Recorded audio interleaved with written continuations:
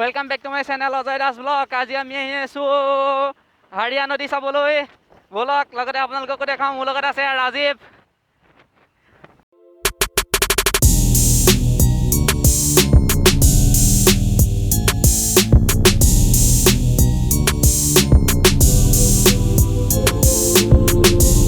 চাওক প্ৰকৃতিৰ কি ধুনীয়া সৌন্দৰ্য দেখিছে। প্ৰকৃতিৰ নিজা সৌন্দৰ্য চাওক, কিমান এটা মনোমোহা দৃশ্য। সেউজীয়া, ওপৰত আকাশ নীলা, ডাৱৰে চানি ধৰি আছে। কিন্তু আমি এই গছ গছনিবোৰ কাটি কিয় বাৰু অপব্যয় কৰোঁ? কিয় হাবি জংঘলবিলাক নাইকিয়া কৰোঁ? যাৰ ফলত আজি এতিয়া বৰষুণৰ অভাৱ হৈছে, খেতি বাতি কৰিব নোৱাৰা হৈছে। চাওক, প্ৰকৃতিৰ নিজা সৌন্দৰ্য হিচাপে প্ৰকৃতিৰ গছ গছনিবোৰ আমি ৰোপণহে কৰিব লাগে, বৃক্ষ ৰোপণহে কৰিব লাগে, সংৰক্ষণহে কৰিব লাগে, ইয়াক ধ্বংস নহয়।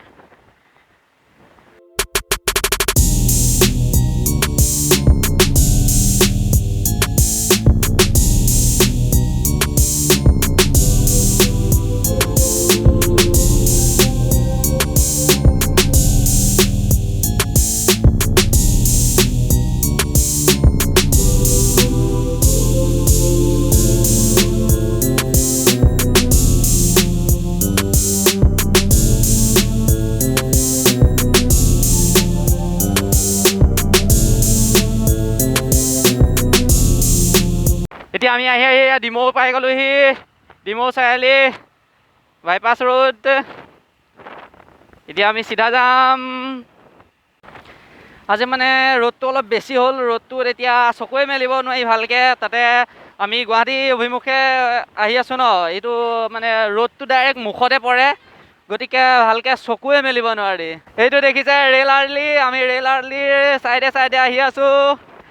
এয়া আমি এতিয়া আহি ফুলগুৰি পাম। এটা কি সুন্দৰ পৰিৱেশ দেখিবলৈ পাইছে আপোনালোকে। এটা কি সুন্দৰ পৰিৱেশ চাওক। এতিয়া আমি আহি ফুলগুৰি পালোহি। ফুলগুৰি ধাবা য'ত হৈছিল, যোনখিনি জেগাত এইখিনি জেগাতে ফুলগুৰি ধাবা হৈছিল 1861 চনত। 1861 চনৰ 18 অক্টোবৰত হৈছিল সেইজুৰি ফুলগুৰি ধাবা। এতিয়া আমি ফুলগুৰিৰ পৰা চিধা আহি আছোঁ। এতিয়া আমি এইফালেদি সোমাই যাম তলেদি। এতিয়া সোমাই দিলোঁ।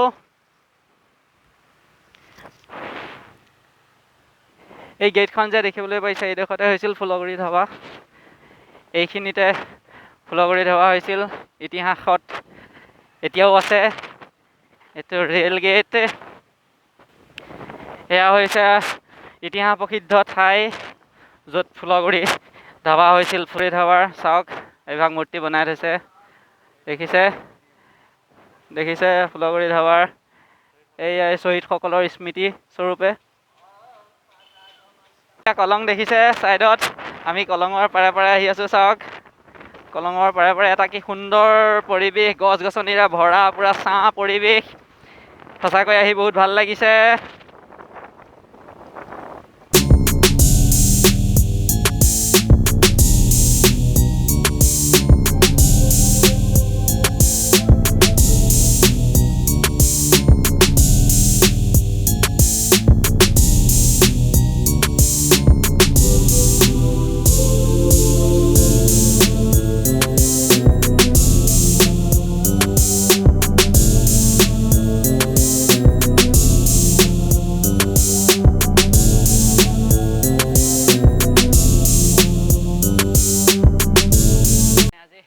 দেখি পেলাই পেহীঘৰত সোমাই দিলোঁ। ইয়াৰ পৰা যাম আৰু ভাটিবেলামানকৈ হাৰিয়া নদী চাবলৈ। মোৰ লগত যাব ভাইটি দুটা আৰু মই। আজি আহিলোঁ মানে ৰ'দটো বেছি থকাৰ কাৰণে মোৰ পেহী ঘৰ আছিলে, এইটো পেহী পুতেক গপু। ইহঁতৰ ঘৰত ৰখিলোঁ, ভাত পানী খালোঁ। খাই বৈ লৈ এতিয়া ৰ'দটো কমিছে, বতৰটো ভাল হৈছে। এতিয়া আমি হাৰিয়ালৈ আহি আছোঁ। ব'লক হাৰিয়া দেখাওঁ, ময়ো চাওঁ। প্ৰথমবাৰৰ বাবে আপোনালোককো দেখাওঁ। পিছত ভাইটি আহি আছে। ফাইনেলি হাৰিয়ালৈ অহা ৰাস্তাটো সোমালোঁ। ৰাস্তাটো বেয়া, মানে বৰষুণৰ বতৰৰ কাৰণে। এতিয়া চাওক কিমান ডাঙৰ ডাঙৰ গাঁত, কেনেকৈ যাব লাগিব এতিয়া লাহে ধীৰে তেওঁ। ঠিকে আছে ব'লক। এতিয়া বতৰটো ভাল হৈছে, মানে ৰ'দটো নাইকিয়া হ'ল। কিন্তু বতৰ পৰিলেহে বেয়া কথা হ'ব, সম্পূৰ্ণৰূপে চাব নাপাম বা দেখাবও নোৱাৰিম। বহুতে দেখিছে হাৰিয়া, কিন্তু মোৰ বাবে ফাৰ্ষ্ট টাইম হ'ব, লগতে মোৰ ইউটিউব ফেমিলিও বহুতৰে ফাৰ্ষ্ট টাইম হ'ব। গতিকে দেখাইছোঁ, চাওক এখন গোটেইখন জলাহ দেখিছে, জলাহৰ ৰাস্তা। সেইকাৰণে মানে অলপ বেয়া ৰাস্তাটো, পথাৰৰ ৰাস্তা। আহি আছোঁ হাৰিয়া, ৰাস্তাটো খুবেই বেয়া। এইজোপা আহঁত গছ, বতৰটো দেখিছে খুবেই বেয়া হৈ গৈছে। এটা চাইডে পূৰা অন্ধকাৰ হৈ গৈছে, এটা চাইডে অলপ পোহৰ হৈ আছে। তেওঁ যাওঁ, কি হয় দেখা যাওক। সম্পূৰ্ণৰূপে দেখাব নোৱাৰিলে মোৰো বেয়া লাগিব। অলপ চলপকৈ বৰষুণো পৰিছে, হয়তো হাৰিয়াপাৰত বৰষুণ পৰিলেই চাগে। চাওক আজি বতৰটো খুবেই বেয়া হ'ল, মানে বতাহো কিমান দিছে চাওক, বিজুলী মাৰিছে, ঢেৰেকনিও মাৰিছে। গতিকে আমি হাৰিয়াপাৰ যাব নোৱাৰিম, আমাৰ ৰাস্তাটো বেয়া। গতিকে আমি আধা পাই উভতিবলগীয়া হ'ল। ভিউটো চাওক, মানে বতৰ জাকো বহুত জোৰকৈ আহিছে। ৰাস্তাটো খুবেই বেয়া, ৰাস্তাটোৰ কাৰণে এতিয়া আমি যাব নোৱাৰিলোঁ। একাঠু পানী, এতিয়া গাড়ীখন নিব নোৱাৰোঁ। গতিকে এতিয়াও বহুতখিনি খোজকাঢ়ি যাব লাগিব। আপোনালোকে হয়তো দেখিছে, এই চিপডাল দেখিছে, তাতে হাৰিয়াখন আছে। কিন্তু তাৰ পৰা আগলৈহে বেছি মানে মূল চাবলগীয়া জেগাখিনি আছিল, পিকনিক প্লেচ। এতিয়া আমাক বৰষুণে পাইছে। গতিকে আমি আজিলৈ ভিডিঅ'টো ইমানতে সমাপ্ত কৰোঁ। আশা কৰোঁ সকলোৱে ভিডিঅ'টো চাই ভাল পাব। লগতে লাইক, শ্বেয়াৰ, কমেণ্ট আৰু ছাবস্ক্ৰাইব কৰিবলৈ নাপাহৰিব। মই আকৌ এবাৰ পিছত আহি হাৰিয়া দেখাবলৈ চেষ্টা কৰিম। আজি মানে তো আপোনাৰ হাৰিয়া নদী যাব নোৱাৰিলোঁতো, সেইকাৰণে আপোনালোকক পথাৰ মাছ দেখাব আহিছোঁ। চাওক, বৰষুণটো এতিয়া এৰিলে, কিন্তু যিটো ৰাস্তা আছিলে ৰাস্তাটো সম্পূৰ্ণ বোকা হৈ গ'ল। আমি স্কুটি নিব নোৱাৰোঁ, শ্লিপ খাই পৰিম। আৰু যোনকণদি যাবলৈ ৰাস্তা আছিলে তাত অলপ দলং আছিলে, দলংখন ছিগি গ'ল। মানে ছাইডত আৰু হাৰিয়া নদীৰ ছাইডতে অলপ দ আছে। এতিয়া পানী কঁকালৰ ওপৰ হ'ব, গতিকে আমি সেইডোখৰদি যাব নোৱাৰিলোঁ দলংখন ছিগাৰ বাবে। এতিয়া এইটো ছাইডে অলপ বেলি মানে ওলাইছে, মানে ডুব যোৱা সময়ত আৰু মাৰ যোৱা সময়ত। তাৰপিছত আৰু আপোনালোকক এইটো মোৰ ভাইটি আছে লগত, আৰু এটা দেখাই আছোঁ বস্তু, ৰামধেনু।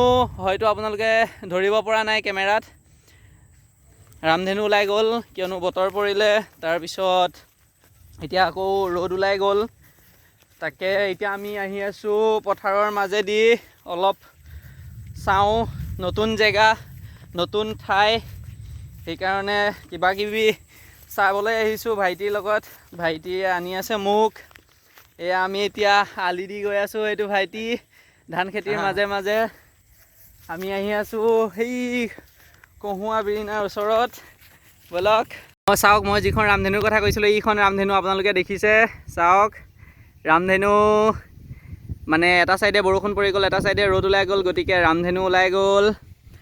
এতিয়াও বতৰটো ভাল নহয়, বতাহ মাৰি আছে, আকাশখন পূৰা এটা চাইড ক'লা হৈ আছে। ব'লক এতিয়া আমি আলিৰেদি গৈ থাকোঁ, অলপ ঘূৰিছোঁ, নতুন জেগা চাইছোঁ। দেখিছে বতৰটো গুমগুমাই আছে। বতৰ পৰিলে ইয়াৰ পৰা যাওঁতে কিন্তু তিতিবলগীয়া হ'ব, কিয়নো আমি এতিয়াও ঘৰৰ পৰা পূৰা 1 কিলোমিটাৰমান দূৰত আহি গৈছোঁ। পথাৰেদি মানে ঘৰৰ পিছফালে দি আহিলোঁ। এইখিনিত এই আলি দি আহি আছোঁ, অলপ বোকা আছে। চাওক কি সুন্দৰ পৰিৱেশ। এইখিনিয়ে হৈছে কহুৱা বিৰিণা। বতৰটো দেখিছে, মানে আমি সেইখিনিলৈ যাবগৈ নোৱাৰিলোঁ। ভাবিছিলোঁ এইখিনিত যাব পাৰিম, 2-এখন ফটো উঠিম, থাম্বনেইল লগাবলৈ। গতিকে আমি নোৱাৰিলোঁ। আকৌ আলি দি আহি আছোঁ, পুনৰ উভতি যাওঁগৈ। বতৰ পৰিলে বেয়া কথা হ'ব। আকাশখন চাওক, কি ধুনীয়া এটা সুন্দৰ ৰং হৈ আছে। চাওক, প্ৰকৃতিয়ে নিজৰ কি ধুনীয়াকৈ নিজৰ সৌন্দৰ্য বজাই ৰাখে। এই প্ৰকৃতিতে আমি কিমান মানে অত্যাচাৰ কৰোঁ, গছ গছনি কাটি। মাটি বাৰী কাটি পাহাৰ পৰ্বত কাটি সকলো ধ্বংস কৰোঁ। চাওক প্ৰকৃতি কি ধুনীয়া সুন্দৰ এটা ভাল লগা পৰিৱেশ চাওক। এতিয়া আমি আকৌ উভতি আহিলোঁ আলি দি। মানে কি হ'ল, যিখিনি জেগাত যাম বুলি কৈছিলোঁ সেইখিনি জেগাটো পানীয়েই, আমি যাব নোৱাৰিলোঁ। আৰু ইয়াত কি হয়, কলঙো আছে, কলঙৰ লগতে অলপ ডিষ্টেঞ্চ আছে, তাৰ ইফালে হাৰিয়া আছে। এতিয়া কলঙৰ পানী যেতিয়া বাঢ়ে, পানী সোমাই ইয়াত বহুত দ জেগা, এতিয়া সেয়া পানীততো আমি এতিয়া যাব নোৱাৰিম। সময়ো হ'ল আবেলি, আমি আকৌ ঘৰলৈ উভতি যাব লাগিব। গতিকে আজি আপোনালোকক যি হাৰিয়া দেখাম বুলি কৈছিলোঁ, হাৰিয়া দেখুৱাব নোৱাৰাৰ বাবে নিজেই বহুত দুখ পাইছোঁ, নিজেও চাব নাপালোঁ। যিটো হাৰিয়াৰ এটা পিকনিক প্লেচ আছিল, পিকনিক প্লেচটোত আমি যাম বুলি আহিছিলোঁ, আপোনালোককো দেখাম বুলি ভাবিছিলোঁ, এটা সুন্দৰ পৰিৱেশ। এতিয়া আমি সেই যিটো পিকনিক প্লেচ, যিটো পৰিৱেশ আছিল সেইটোত যাব নোৱাৰাৰ গতিকে এতিয়া আমাৰ আজি দিনটো এনেই যোৱাৰ দৰে হ'ল বৰষুণৰ বাবে আৰু দলংখন ছিগি যোৱাৰ বাবে। এতিয়া পানী আমি সেইখিনি পাৰ কৰিব নোৱাৰিম। হয়তো আপোনালোকে ভিডিঅ'টোত দেখিব আমি যিখিনিত সোমাই গৈছিলোঁ, মানে হয়তো আপোনালোকে ভিডিঅ'টোত দেখিব যিখিনিত আমি ৰখিছিলোঁ, ভিডিঅ' দেখাইছিলোঁ যে সেই হাৰিয়াখন দেখাবলৈ চেষ্টা কৰিছিলোঁ, কিন্তু সেইখিনি হয়তো বহুত পানী দেখিব আপোনালোকে। সেই পানীখিনি আমি মানে পাৰ কৰি যোৱাটো অসম্ভৱ আছিল দলংখন ছিগি যোৱাৰ বাবে। গতিকে আজিলৈ ভিডিঅ'টো ইমানতে সমাপ্ত কৰোঁ। আশা কৰোঁ ভিডিঅ'টো চাই ভাল পাব। যদিও যি আমাৰ ঠাই আছিল দেখাবলগীয়া, সেই ঠাই দেখাব নোৱাৰাৰ বাবে দুখিত, বেয়া নাপাব। ভিডিঅ'টো চাই ভাল লাগিলে লাইক কৰিব, লগতে শ্বেয়াৰ, কমেণ্ট আৰু ছাবস্ক্ৰাইব কৰিবলৈ নাপাহৰিব।